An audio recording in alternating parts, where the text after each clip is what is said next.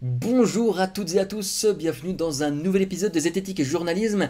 Aujourd'hui, on va s'intéresser à cet article des Décodeurs publié le 26 juillet et qui titre Les évidences relatives de la tribune de No Fake Science sur l'information scientifique. Donc tribune No Fake Science qui avait été publiée le lundi de la semaine d'avant. Les évidences relatives. Alors sachant déjà qu'une bonne partie des gens vont lire que le titre et ils vont partager sans avoir lu le reste, donc ça fait déjà une petite truc un petit peu relou qui va se propager un peu partout. On va voir que ce titre il est quand même pas très honnête. Sous prétexte de défendre un débat public apaisé et rationnel. Comment ça, sous prétexte? C'est-à-dire que vous pensez qu'on aurait écrit cette tribune sous un autre prétexte, Adrien Sénéca qui nous a interrogés dans le cadre de cette tribune? Vous pensez qu'il y aurait, je sais pas, des intérêts cachés peut-être, ou je sais pas quoi, enfin un truc qui soit pas un prétexte, qui soit une vraie raison. Mais écoutez, si vous arrivez à lire dans nos pensées, moi je suis preneur, j'aimerais bien savoir quel peut être le prétexte qui ne serait pas un débat public apaisé et rationnel. Cet appel signé par 250 scientifiques souffre lui-même de quelques partis pris qu'il desservent. Arrêtez avec les 250 scientifiques. Vous encore ça va, vous précisez en dessous. Ingénieurs, chercheurs, vulgarisateurs, etc. C'est ici, là. Mais nous, ce qui nous intéresserait, c'est que vous arrêtiez de mettre en avant les 250 scientifiques. Ça, c'est le truc de l'opinion. Ça, nous, on n'a jamais titré ça. On n'est pas 250 scientifiques. Il y a des vulgarisateurs et des journalistes. On n'est pas tous scientifiques, à commencer par moi. La science ne saurait avoir de parti pris. Une tribune du collectif No Fake Science signée par 250 fait chier ça. Ce texte publié en France, dans l'opinion, ID News au Canada, en Suisse, en Belgique, etc. Voilà, très bien. Donc ça c'était lundi d'avant. Les auteurs et autrices du texte estiment que l'état de nos connaissances scientifiques ne saurait être un supermarché dans lequel on pourrait ne choisir que ce qui convient et laisser en rayon ce qui contredit nos opinions. Je fais un petit peu l'accent là-dessus là. Contredit nos opinions. Ce serait intéressant pour la suite. Pour appuyer leur dire, ils avancent 6 sujets sur lesquels existeraient des consensus scientifiques. Existerait? Qu'est-ce que c'est que ces conditionnels de merde? Existe, c'est le mot que vous vouliez mettre. Existe des consensus scientifiques. On va voir ça plus tard. Si la volonté de promouvoir une information scientifique fiable, sans dérive sensationnaliste ni idéologique, a été jugée louable, merci, des réactions plus critiques se sont fait entendre sur le fond du texte. Contacté par Le Monde, le collectif No Fake Science reconnaît que les exemples retenus ont inévitablement quelque chose d'arbitraire. Bah oui, on n'allait pas mettre toute la liste, c'était 5000 signes. Mais il explique qu'ils n'ont pas été choisis au hasard, faisant partie des sujets les plus malmenés dans le débat public, et notamment dans la presse. C'est effectivement ce qu'on voulait dire. Le débat public autour de ces thèmes ne saurait être considéré comme scientifiquement clos, reconnaissent les auteurs, effectivement, ce sont bien nos mots. Pour autant, les points précis retenus en exemple sont consensuels parmi les spécialistes et doivent être présentés comme tels, assurons-nous. À y regarder de plus près, ces 6 consensus scientifiques n'en sont pourtant pas tous. Alors là, quand on a vu ça, on était dit « What ?» Revue de détail. Ce qui fait consensus. Donc comprenez ce avec quoi le monde est d'accord. La vaccination. Ce que dit la tribune. La balance bénéfice-risque des principaux vaccins est sans appel en faveur de la vaccination. Si l'on considère par exemple les 11 vaccins obligatoires en France, le constat dressé ici se vérifie facilement, blabla, les bénéfices sont donc largement supérieurs aux risques, il est donc tout à fait juste de parler de consensus scientifique sur ce point. On peut cependant noter qu'un tel consensus n'éteint pas automatiquement tout questionnement sur la politique de vaccination. Mais absolument, il y a des débats à avoir, des débats ont eu lieu, et la formation scientifique n'était qu'un élément de ce débat-là, elle ne prétendait absolument pas être exhaustive, et parce que la science dit qu'il y a très très peu de risques, alors il faut y aller les yeux fermés, personne n'a prétendu ça. Et là il précise, ce n'était certes pas le propos de la tribune de No Fake Science, merci.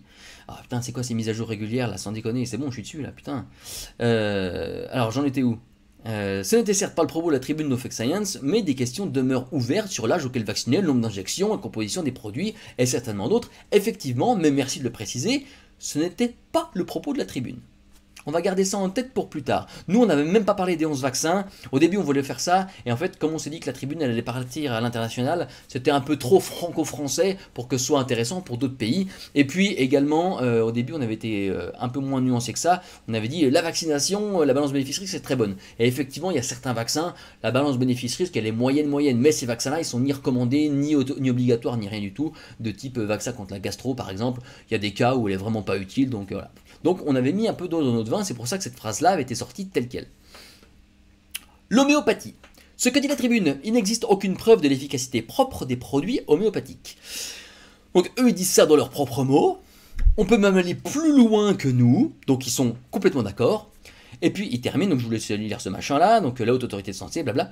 Là aussi, cependant, le fait qu'un consensus scientifique existe ne veut pas dire qu'une seule politique publique est possible. On est parfaitement d'accord, et c'est parfaitement pas l'objet de notre tribune. Next. Le réchauffement climatique. Ce que dit la tribune. Le changement climatique est réel et d'origine principalement humaine. Certes, les variations blabla.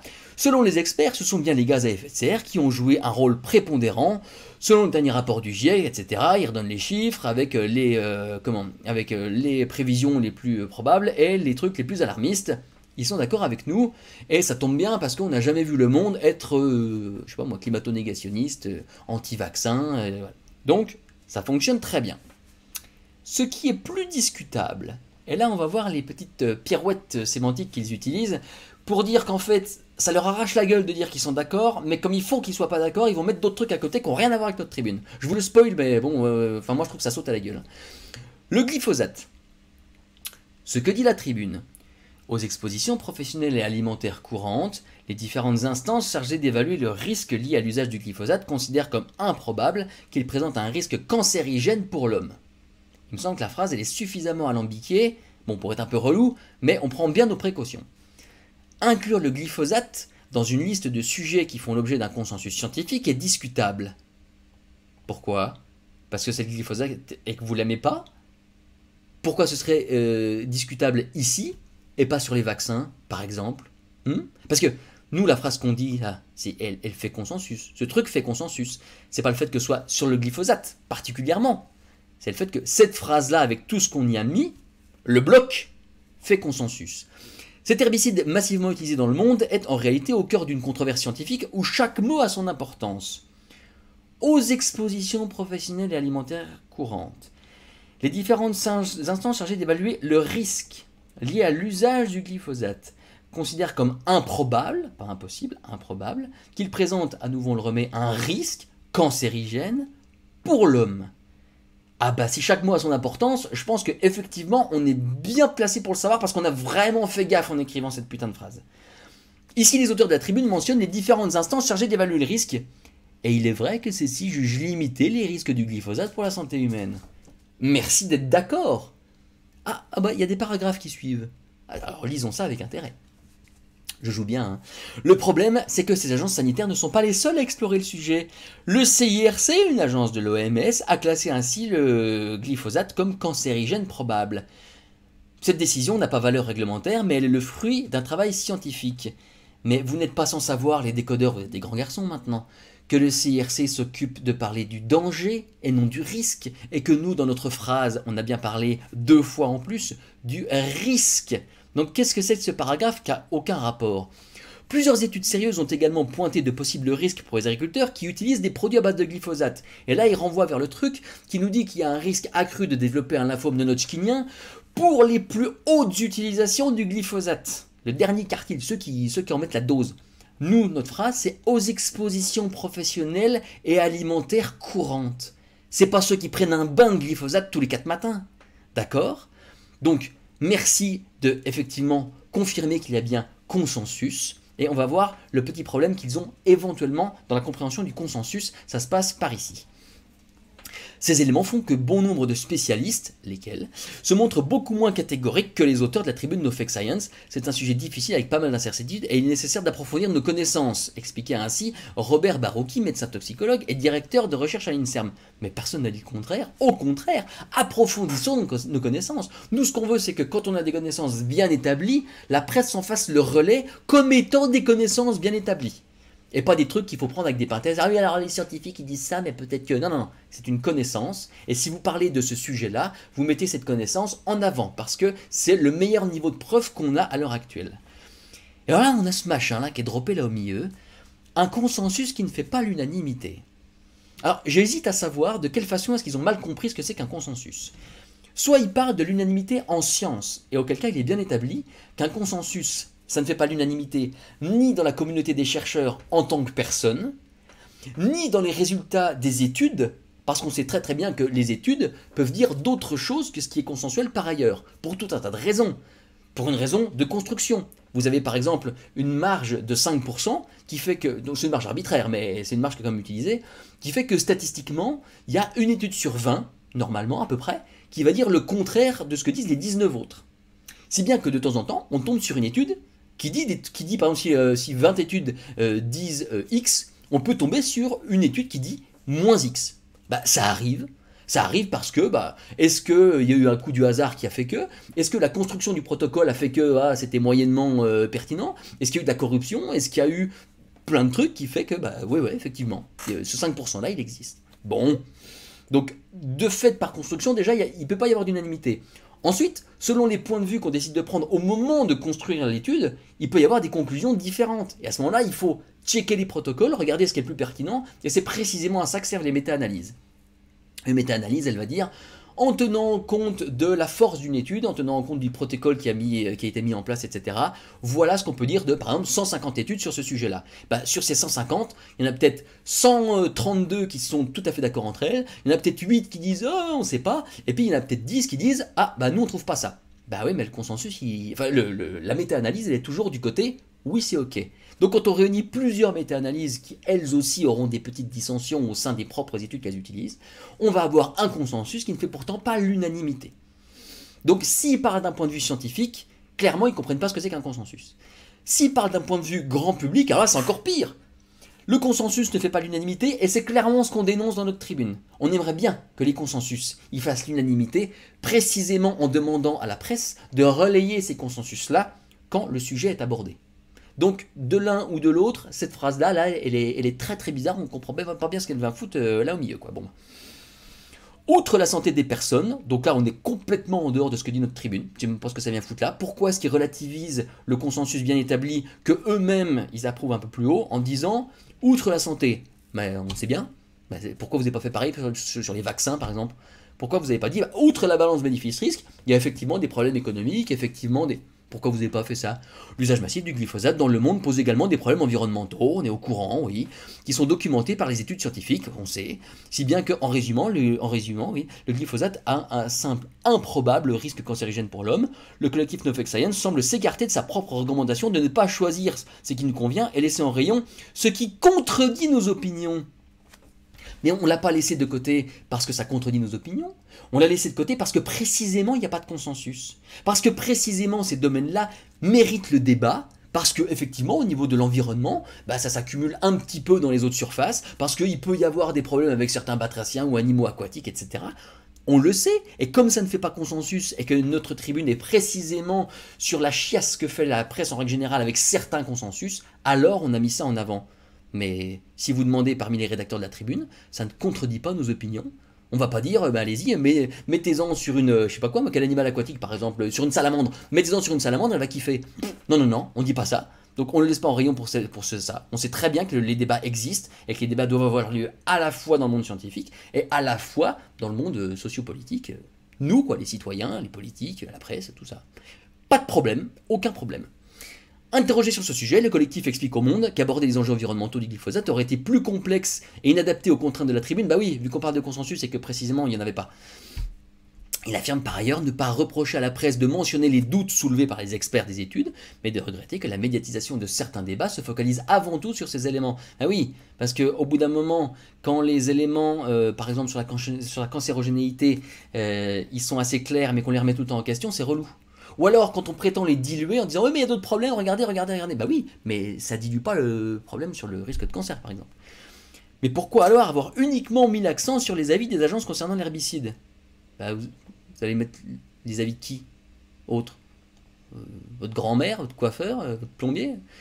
Nous nous référons régulièrement aux conclusions des agences puisque leur rôle est de combiner l'ensemble des données disponibles pour conclure sur un sujet donné. C'est ce qui se fait de plus en haut, en fait. Ils prennent toutes les études, ils prennent toutes les méta, et ils proposent des trucs. Donc, on prend ce qu'ils préconisent eux, quoi. Voilà, c'est aussi con que ça. Les organismes génétiquement modifiés. Écoutez bien, parce que là, en plus, il y a contresens, c'est total. Ce que dit la tribune, le fait qu'un organisme soit génétiquement modifié ne présente pas, virgule, en soi, je le dis un peu plus fort, virgule, de risque pour la santé. Ici encore, la formulation retenue par les auteurs est contestable. La référence utilisée n'est en effet pas aussi catégorique. L'article de l'OMS explique notamment que les OGM diffèrent par les gènes insérés et la manière d'opérer, et qu'il est nécessaire d'en évaluer les risques au cas par cas.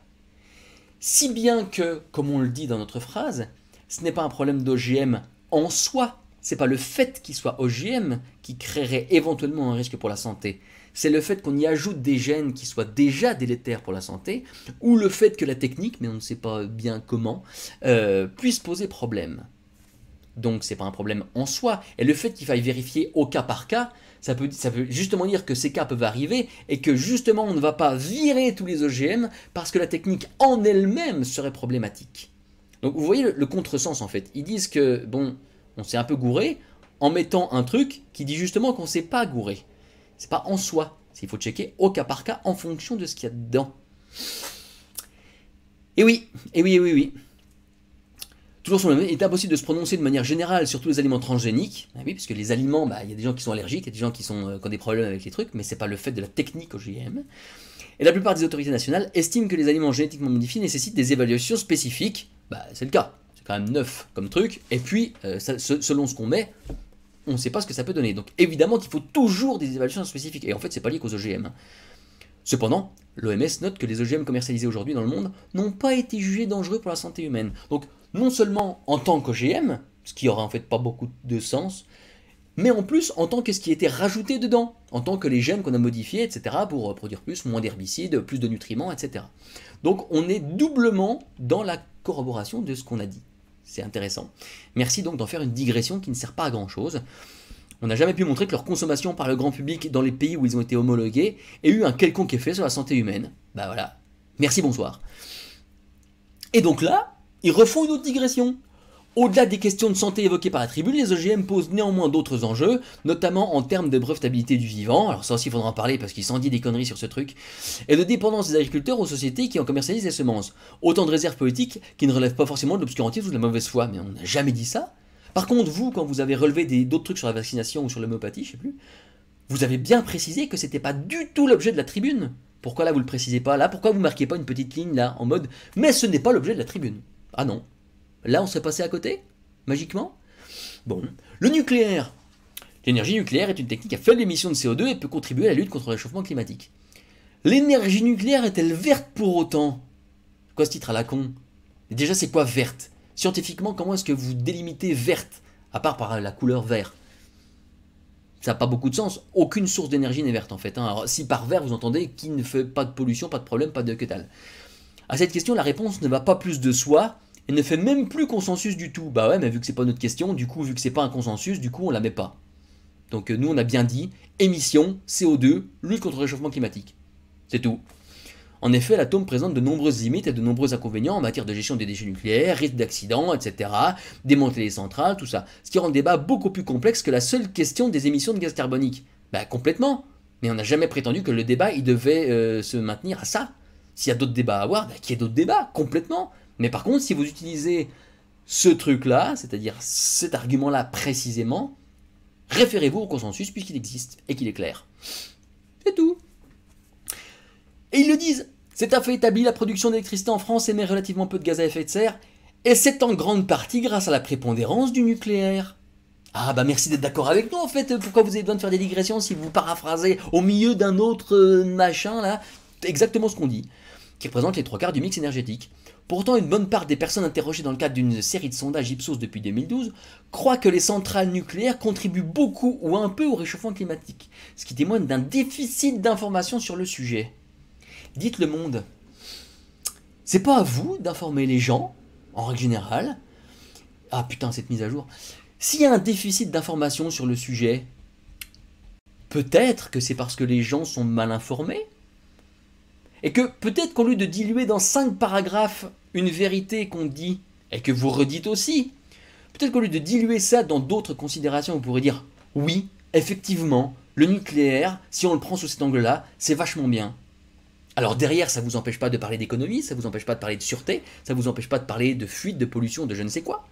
Mais pourquoi est-ce que vous diluez ça en prétendant que ce consensus-là serait, je vous cite, relatif, alors que vous-même vous acquiescez qu'il est correct? Ça va pas du tout, ça ne va pas du tout.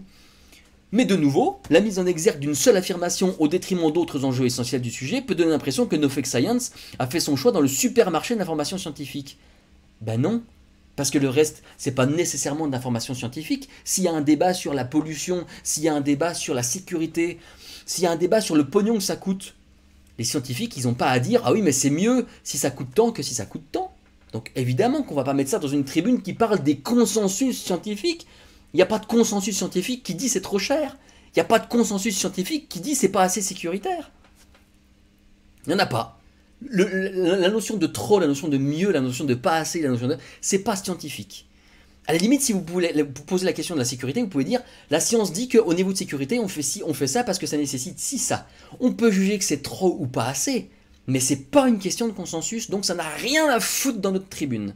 Donc votre petite digression là, ça n'a rien à foutre dans le truc, oui mais c'est des consensus relatifs. Nos consensus ils sont clairs, et si vous décidez d'en faire quelque chose d'autre parce que vous posez des questions qui sont à côté de la plaque, vous n'avez pas à dire que nos affirmations sont à côté de la plaque parce que vous faites des espèces d'hommes de paille là sur d'autres trucs là. Ça c'est complètement malhonnête, c'est dégueulasse. Donc on n'a pas fait notre choix dans le supermarché de l'information scientifique en fonction de ce qui contredisait nos opinions, mais précisément en fonction de ce qui va dans le sens de nos opinions et qui sont complètement corroborés par le consensus scientifique. C'était ça le truc. Et il y a des gens parmi nous qui ne sont pas forcément super pour le nucléaire. Et il y a des gens parmi nous qui ne sont pas forcément super pour l'usage du glyphosate. Mais ils se rendent bien à l'évidence. Le consensus scientifique sur les sujets qu'on a évoqués, il est clair. Il est super clair. Vous voulez parler d'autres problèmes? Parlez d'autres problèmes avec plaisir. Mais ne prétendez pas qu'ils amoindrissent les consensus scientifiques sur les autres sujets particuliers. Et ça, c'est une grave erreur. Pourquoi on n'a pas parlé des autres sujets? Parce que précisément, c'est pas l'objet de consensus, voire c'est même pas l'objet de questions scientifiques. Aussi bête que ça. Le point que nous voulions mettre en avant était la faible émission de CO2 de ce moyen de production électrique pouvant participer à la lutte contre le réchauffement climatique. Le propos n'avait pas l'objectif d'aller au-delà. Donc à partir du moment où vous allez au-delà, si vous nous faites dire autre chose et que vous prétendez que ces choses-là ne sont pas correctes, c'est votre responsabilité, pas la nôtre. Pas la nôtre. Ceci dit, on remarque qu'il est étonnant de voir deux traitements aussi différents en fonction de ce pourquoi le monde est plutôt d'accord et c'est pourquoi le monde est plutôt pas d'accord. Sur les vaccins, l'homéopathie, etc., pas de problème. La tribune ne dit pas tout, mais la tribune ne prétend pas tout dire. C'est tout à fait leur droit, il n'y a pas de problème. Par contre, dans les autres, waouh, les choses que vous nous reprochez de pas dire, il aurait fallu qu'on les mette, alors que ça vous dérange pas 3 paragraphes plus haut. Mais qu'est-ce que c'est que ce double standard? Qu'est-ce que c'est que ça? Nous, quand on a lu votre article, on était là, on dit mais qu'est-ce que c'est ici? Ils sont sérieux? Ils se contredisent eux-mêmes entre les titres et le corps de l'article. Ils nous font dire des trucs qu'on ne dit pas, et ils auraient aimé qu'on le dise alors que ça ne rentre pas dans le cadre des consensus. Mais c'était n'importe quoi, n'importe quoi. Alors, ce genre d'article nous conforte carrément dans le besoin qu'on a de faire des tribunes pour demander plus de scientificité dans la presse. Alors là, complètement. Mais alors là, c'est-à-dire que amoindrir des consensus scientifiques en prétendant qu'on aurait dû dire d'autres choses qui ne sont pas des consensus, mais les lecteurs qui lisent ça, qu'est-ce qu'ils voient eux? Ils disent ah bah ouais, effectivement, il y a d'autres problèmes, alors du coup les consensus, on peut chier dessus en fait. Mais pas du tout, mais ça va pas, ça va pas. Alors là, j'espère que vous allez corriger le tir parce que clairement, ça vous fait de l'ombre, et en plus ça fait de l'ombre précisément aux sciences. Donc merci d'arrêter ces trucs-là. Ouh là là, qu'est-ce que c'est pas propre. J'espère que, cher public, tu t'étais pas fait avoir par un truc pareil, parce que alors là, c'était vraiment dégueu. Alors voilà, je te conseille de partager, tu likes, tu mets des commentaires, etc. T'en parles à ta mamie, à ton voisin, tout ce que tu veux. Bah voilà, moi je crois que j'ai à peu près terminé. S'il y a d'autres trucs comme ça, bah alors nécessairement on en fera, j'en ferai au moins d'autres vidéos. Ce truc-là n'a pas prétention de parler au nom du collectif, hein, bien entendu. Et puis, bah voilà, je crois que c'est un petit... Ouais, c'est tout. Bah, je vous conseille de bien garder l'esprit critique. Et puis je vous dis à bientôt pour une nouvelle vidéo de Debunking Zététique. Salut!